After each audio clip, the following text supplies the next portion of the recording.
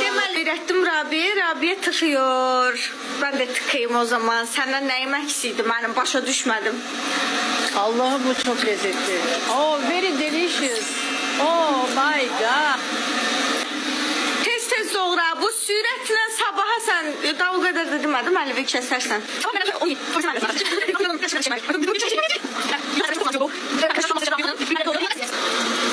Ay, aşkım neymişsən? Keçirik çətin yerə soğan. Səndən xahişim belə bunları iş görmə. İnsanın hayatı cehenneme döndürür. Evet, şəxsən hal-hazırda zəng çatılır. Ömründə ilk dəfə mətbəxə girib, daha sonra zəng ediniz. Ya dalgın oynamaz. Nerede kurban olsun ama onu sabahdan yakışmayı var. Ay o düz yana da dalgın ama ilk defaya göre gözü yanır. Onları şey... Ah!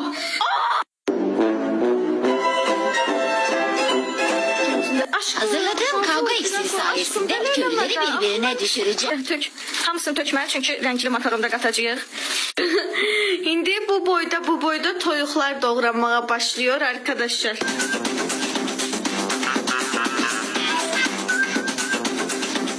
Ay sağ ol. At gazın içine. Öyle gece eriyecek aşkım. Sen onu gazın üstünden götürdün. Koy yayılsan yine. Koy yerine ahırda yayarsan. Aşkım el çek o yağdan. Ay sıkıldım. Biraz aşağıdan bırak ki üstüne sıçramasın. Kuhnaya girişime ki. Demeli soğanları aşırt. Haydi bakalım. 3, 2...